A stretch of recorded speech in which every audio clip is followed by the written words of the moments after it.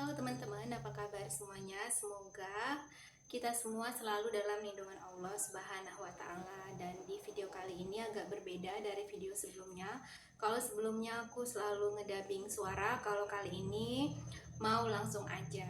Jadi karena juga topiknya sekarang pingin cerita-cerita aja ya teman-teman. Ini sambil cuci piring, tapi mungkin nggak akan kelihatan gimana nyuci piringnya karena memang aku lagi nggak ada waktu buat buat bikin video ya. Jadi mau sambil cuci piring bikin videonya. Oke, di video kali ini aku ingin sharing sama teman-teman ya, ingin berbagi cerita tentang bagaimana cara mengatasi tantrum. Nah, ini keringatan lagi, pakai jilbab aja ya. Jadi bagaimana cara mengatasi tantrum? Tantrum itu bisa pada anak dan bisa juga pada orang tua. Dan kali ini kita mau bahas dua-duanya. Insya Allah kalau waktunya cukup ya teman-teman. Tantrum pada anak itu biasanya anak sekitaran usia 1,8 bulan sampai dengan 5 tahun itu udah nggak heran kalau kita menghadapi anak yang tantrum. Kebetulan anakku usianya sekarang 2 tahun 2 bulan. Jadi memang lagi sering-seringnya mengalami yang namanya tantrum. Sebenarnya kalau Asyad sih dia nggak terlalu yang tantrum banget ya, nggak juga sampai guling-guling di jalan karena menginginkan sesuatu, nggak gitu, karena dia dari awal juga udah dilatih untuk mengendalikan emosinya. Nah, nggak berisik kan teman-teman. Jadi ini memang agak berisik jadi karena lagi cuci piring. Jadi teman-teman gini ya, kalau kita menghadapi tantrum anak, misalnya nih kalau di rumah dia pingin buka kulkas, dia pingin lihat isi kulkas, pingin makan ini, pingin nyobain ini, pingin itu gitu, dan itu sebenarnya nggak baik. Misalnya belum jamnya makannya dia tapi dia mau ngemil, kita nggak kasih karena nanti kan bisa-bisa kalau dia ngemil sebelum jam makan nanti nggak jadi makan berat gitu. Nah, jangan dikasih gitu. Nah, karena nggak dikasih jadi dia jadi tantrum, jadi nangis, ngamuk-ngamuk, guling-guling gitu. Cara mengatasinya menurut pengalaman aku dan yang sudah aku baca-baca juga ya dari berbagai macam sumber adalah biarkan anak itu menangis atau jerit-jerit, jangan diberi respon sampai tangisnya itu atau tantrumnya itu agak reda gitu.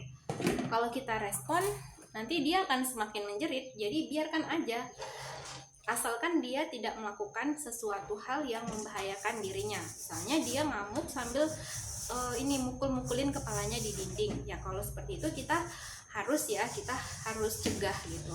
Tapi kalau selagi dia cuma nangis, guling-guling di lantai, kemudian marah-marah, ngamuk-ngamuk, ya udah biarin aja sampai dia sedikit lebih tenang. Nah, kemudian kalau dia sudah tenang, baru kita ajak dia bicara. Oke, misalnya kalau Arsyad udah nangisnya, kayak gitu. Udah nangisnya, udah mah. Oke, kalau udah, tadi mau apa? Ajak dia bicara baik-baik. Mau permen mama misalnya. Sekarang permennya belum boleh, tapi nanti kalau udah makan baru boleh makan permen, misalnya kayak gitu. Oke, kalau Arsyad nangis-nangis kayak gitu, ingin sesuatu nggak diturutin terus nangis, mama malah nggak bakalan nurutin. Kalau mau sesuatu harus minta baik-baik. Kalau mama bilang tunggu ya nanti, oke, harus tunggu nanti, nggak boleh kayak gitu. Walaupun perasaan kesal, marah, tapi harus tetap bersikap tenang. Memang mungkin dia nggak akan ngerti apa yang kita bicarakan ya, atau mungkin ngerti sedikit-sedikit gitu. Cuman kalau kita terus-menerus melakukannya dengan sabar, dia lama-lama juga akan paham. Begitu juga kalau di luar, di depan orang banyak, terus dia tantrum, dia nangis-nangis, minta mainan ini itu, ya udah biarin aja. Memang kita bakalan dijulitin orang ya, kita bakalan dibilangin orang, ih si mamanya tega banget sih gitu. Anaknya minta nggak dikasih, pelit banget sih. Aduh, ini udah mulai bilas-bilas, sudah agak kedengeran ya, pelit banget sih kayak gitu. ya udah biarin, kan anak-anak kita gitu. Terus besarnya dia nanti bagaimana, kemudian apa yang terjadi di rumah, apa yang dia rasakan, itu kan kita sendiri ya yang akan merasakan. Memangnya kalau anak kita terus minta permen, habis itu nangis-nangis minta, terus kita kasih gara-gara mikirin pembicaraan orang, terus anak kita sakit, batuk, pilek, nggak mau makan, yang repot siapa? Ya kita sendiri kan gitu. Sementara orang lain dia nggak akan tahu, dia taunya urusan dia sendiri, urusan di rumahnya sendiri gitu, urusan dia sendiri, dia nggak akan peduli sama kita gitu. Jadi ya udah, kalau misalnya orang mau bilang apa kayak tentang kita, tentang anak kita, ya terserah. Dibilang mama pelit kayak ibu pelit, ya biarin. Sebenarnya kalau kita nggak dengerin omongan orang, kita juga nggak akan terlalu stres gitu. Itu untuk mengatasi tantrum dari anak ya. Lama-lama, karena si toddler ini dia itu cepat sekali belajar teman-teman. Jadi kalau misalnya sekali kita kasih, maka besoknya dia akan gitu lagi gitu. Oh kan kalau nangis dikasih, berarti besok nangis lagi, biar dikasih gitu ya. Jadi kayak gitu ya teman-teman. Dan kemudian mengatasi tantrum pada ibu. Saya juga punya anak ya, jadi pasti tahu gimana rasanya kalau ngadapin terutama anak nggak mau makan. Rasanya kepala mau pecah, masak ini nggak mau, dimasakin ini nggak dimakan, dimasakin ini dilepeh, nggak suka, maunya cuman permen, jajan, snack, kayak gitu, coklat, dan akhirnya dianya sakit. Itu yang bikin kita biasanya ibu-ibu itu jadi tantrum juga gitu. Nah, cara ngatasinya gimana? Belum lagi pekerjaan rumah. Kalau aku ya dulu sempat ngamuk sama suami, sempat marah-marah sama anak ya, jujur aja, karena saking stres, saking pusingnya, banyak kerjaan, anak gak mau makan gitu. Kalau aku cara ngatasinya kayak gini teman-teman. Yang pertama, turunkan dulu ekspektasi gitu. Terus kita cari tahu apa yang membuat mood kita paling berantakan. Kalau aku, mood aku paling berantakan kalau anak nggak mau makan. Jadi ketika dia nggak mau makan, kita cari tahu sebabnya.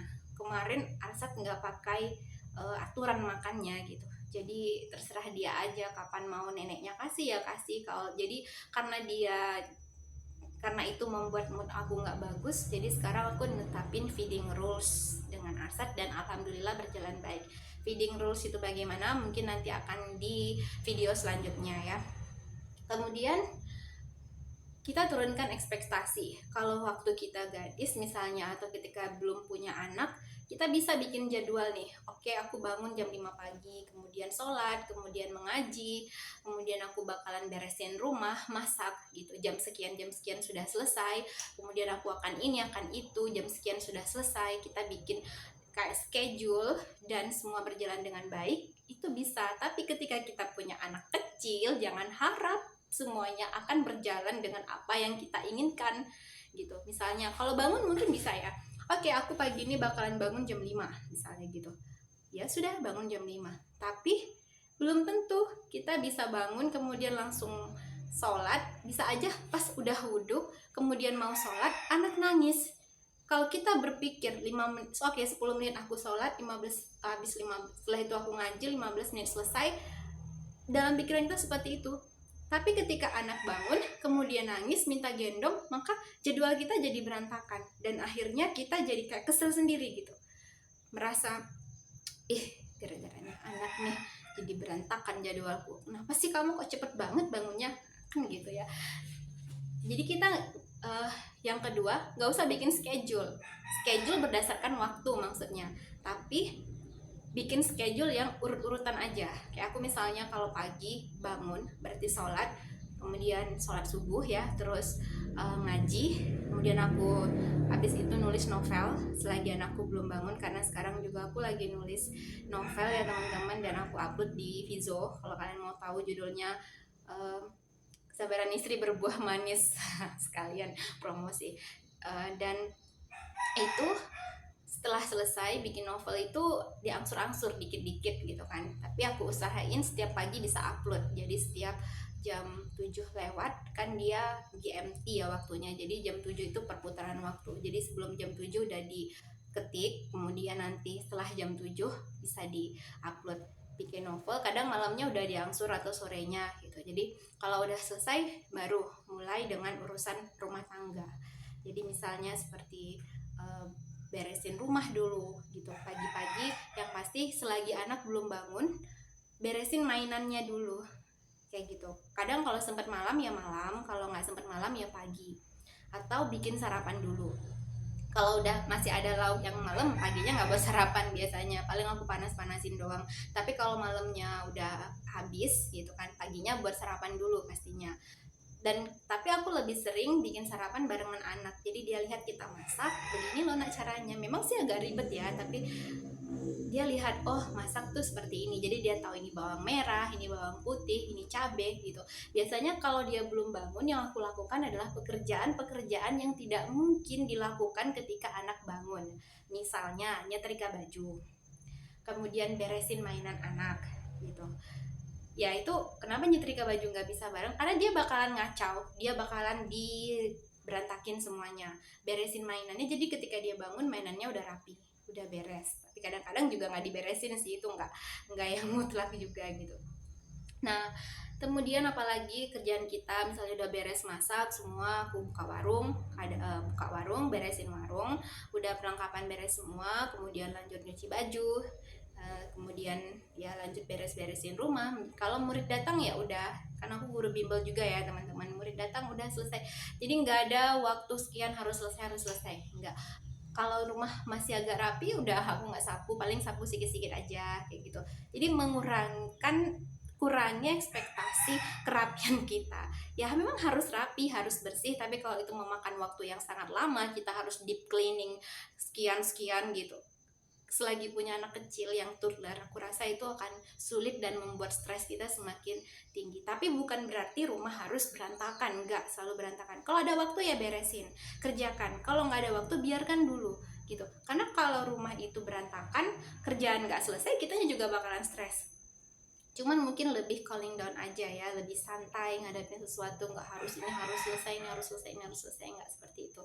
Nggak usah ngoyo kali juga, punya waktu untuk sendiri. Kalau misalnya merasa capek ya, merasa lelah, letih, istirahat sebentar. Ketika anak tidur nih, anak udah tidur siang, kemudian kerjaan kita masih banyak banget, tapi kita merasa capek banget, ngantuk, lelah gitu, ya udah dulu, tidur siang dulu bareng anak sebentar. Anak kan tidur agak lama ya, sejam setengah, kadang 2 jam, masa kadang 2 jam setengah juga pernah gitu. Kita ya nggak usah tidur sampai segitu lama, misalnya kita tidur 20 menit aja, udah rasanya agak enakan fisik, udah gitu, baru lanjut kerjaan lagi, baru lanjut ini lagi. Kalau memang ada yang mau bantuin kita, misalnya suami, neneknya, tetangga atau apa mau bantuin, alhamdulillah gitu, jangan ditolak gitu. Kita juga ya butuh waktu untuk me time ya, untuk diri sendiri biar nggak terlalu stres gitu, jadi nggak tantrum. Kemudian yang kedua adalah usahakan untuk sholat 5 waktu, kemudian ada waktu untuk merenungi diri sendiri ketika malam hari. Kemudian kalau misalnya kita udah terlanjur tantrum marah sama anak, minta maaflah sama anak ketika anak itu bangun, bukan ketika anak itu tidur. Jadi dia juga paham bagaimana cara meminta maaf. Kalau aku salah, aku memarahin orang, padahal mereka tidak salah, maka aku harus minta maaf gitu. Jadi aku dan suami kalau minta maaf sama anak itu bukan ketika tidur, tapi ketika dia bangun. Jadi Arsyad itu juga udah terbiasa gitu, kalau dia misalnya melakukan maaf ma gitu, maaf ya ma gitu. Jadi kita sekalian minta maaf sama dia, sekalian mengajarkan nilai-nilai yang baik. Oke, sepertinya ketika aku bicara kerjaan gak selesai ya, dan ini udah 14 menit, mungkin ini gak ada pakai edit-editan. Maaf teman-teman kalau misalnya ada kata-kata yang salah, kalau misalnya ada yang menurut kalian gak pas dengan apa yang aku omongkan. Ini cuman pendapat pribadi ya teman-teman, dan pengalaman pribadi. Kalian boleh komen di kolom komentar. Jangan lupa untuk subscribe, kemudian like, comment, and share video ini sebanyak-banyaknya. Kalau kalian suka dengan video-video tentang kegiatan ibu rumah tangga yang juga bekerja, kemudian bagaimana cara mengurus anak, mengatur waktu, mengatur pola pikiran biar nggak stres, dan lain sebagainya. Ada juga resep-resep masakan. Jangan lupa untuk berlangganan atau subscribe ya. Oke, terima kasih. Dadah. Assalamualaikum.